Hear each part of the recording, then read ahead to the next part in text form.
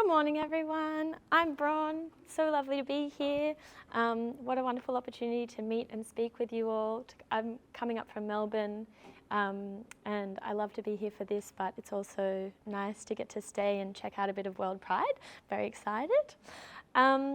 Yes, I'm the brand new director of Schoolhouse Studios. I'm 3 weeks into my role, so be kind.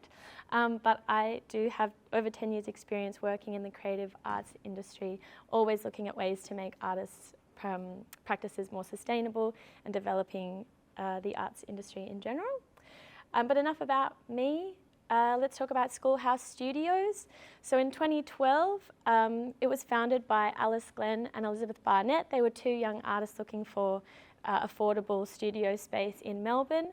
They took over a lease of an old Steiner school in Abbotsford in Melbourne's inner north, and they were able to have 25 studio spaces, an orchard, a gallery, a community garden. They held heaps of events and parties, and in that 2 years they went from just being independent artists to kind of learning how to run a small not-for-profit.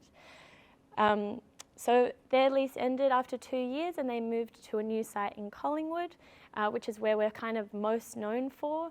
We took over an unused warehouse space in that area, and we built about 40 studio spaces that artists could then rent. And that was the first time that we also had some commercial use. So there was a gallery, a cafe, and we worked with Vice as well as one of our more commercial tenants. And in 2019, we moved to our current location in Coburg. So this is our new site. It's the biggest we've ever been. We are in an old unused Coles building in Coburg. We're right next to a big train station, and we have been redeveloping and moving into this site since 2019. So we finished one half of our build in 2021, and a few weeks ago we finally completed the second half of our build. So we're now at capacity, being able to host about 85 studio spaces within this giant rambling building.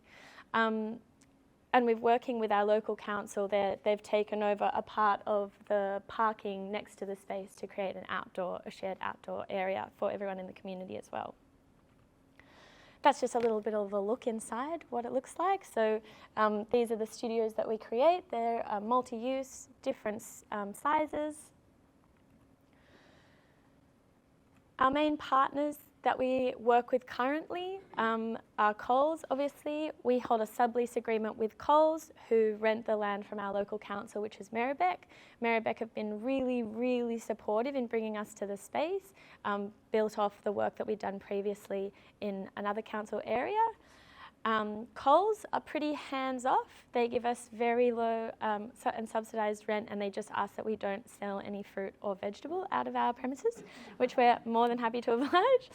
And more recently, we've been working with CFA. So they have worked with us on a loan to complete our build, but they also did a lot of qualitative research around opportunities for growth that we just don't have the resources in-house to do, and have created our theory of change to help us grow.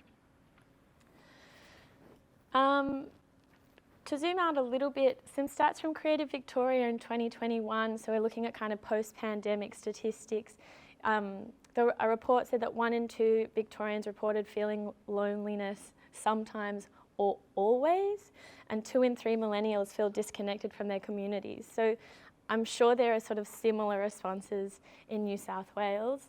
And at the same time, we're seeing that governments are spending about 19% less per capita on arts and culture compared with about a decade ago.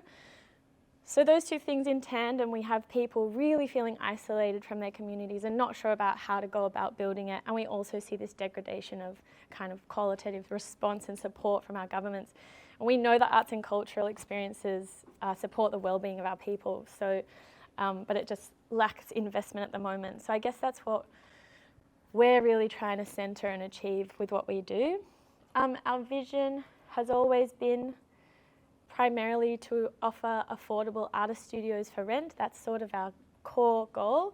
But we do this in a bunch of ways. We're not your average co-working space. We're really intentional about our social impact and about the communities we come into and work with. beyond just being landlords, we really try to improve the mental well-being of the people that we work with, and we're connecting people, we're trying to connect groups that are who might otherwise feel disconnected and excluded. So in the last few years, we've really been trying to work with First Nations artists, artists who are deaf and with a disability, people from a migrant background, diverse communities, and queer artists.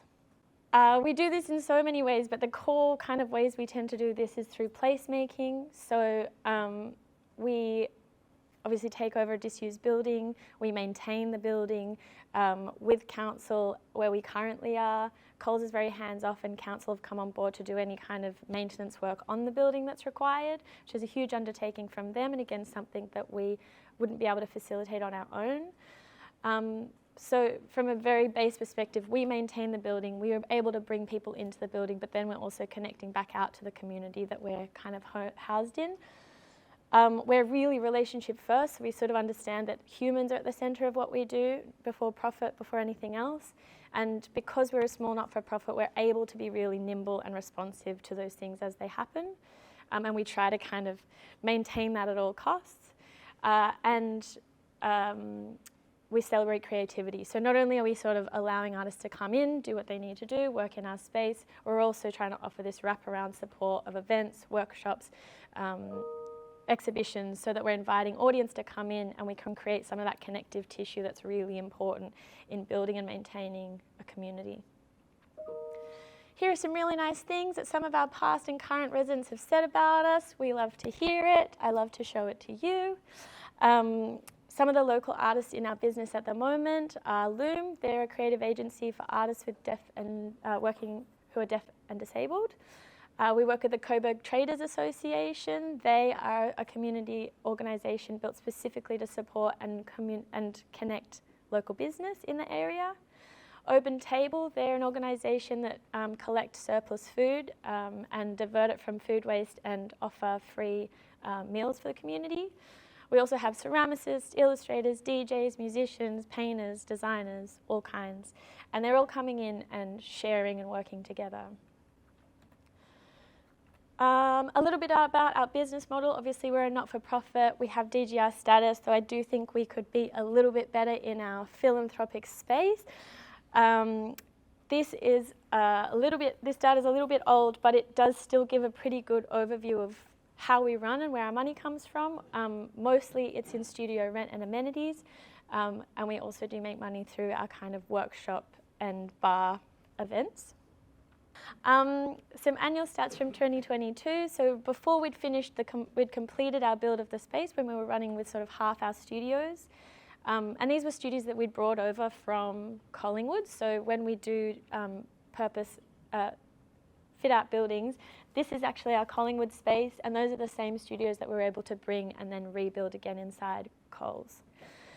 So we had over 70 residents working in the building with 24-hour access. We had 58 studios. We held over 200 events over 2022, and we raised about $400,000 in revenue.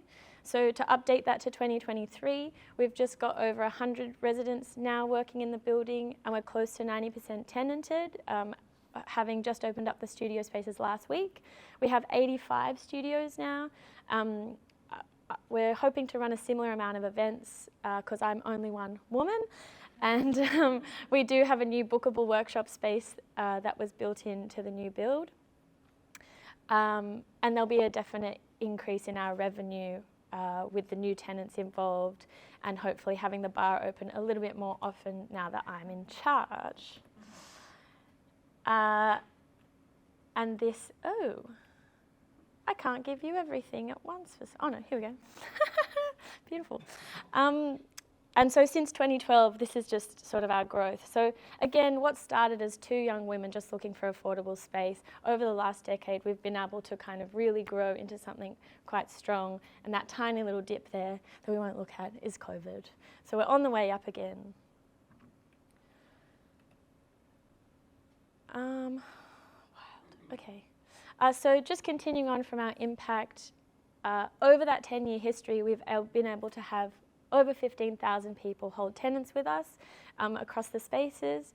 We've had over 2,000 workshops and events over those years, and directly supported over 4,500 people, either through people who are coming into the space. These are people who aren't audience, are people who run workshops, events, use our exhibition space. So just some amazing statistics really blow you away there. And thinking a little bit about the economic impact, this is a few notes from small creative businesses that we've hosted, but I think it's not just to say that we're supporting the economic growth of the artists in the building, but it's for the communities and businesses around it as well. Even just in the small time that I've been in the Coburg space, coming in every day, we have hundreds of people, new people coming and working from that space that is just in a car park in Coburg, buying lunch, shopping at the shops, parking. These are all great things that kind of weren't happening when it was a second Coles. To zoom out a little bit, Australia is currently the world's 13th largest economy, and PwC has sort of said that by 2023 we're going to drop to the 29th if we don't make a shift towards a more creative economy. And so I feel like we kind of already know arts and culture are going to become really critical in the next few years to bring life back to our cities and our regions and to build our economy back up. And again, just to reiterate, creativity connects us and will be so vital as we move forward. And I'd be remiss if I didn't take a moment to kind of put my arts advocate hat on and say that we really centre culture as a human right. It's vital and it needs support. It's sort of anti-capitalist in its being. And so we're kind of not just about building communities, but the broader identity of Australia as culture and as a nation. And I know that's really zooming out, but I think at Schoolhouse, that's what we feel like we're really starting. We're planting the seeds of to build those cultural economies and ecologies that kind of need each other to feed and grow. That's everything I have to say, because I hope you'll ask me some questions. Thank you very much.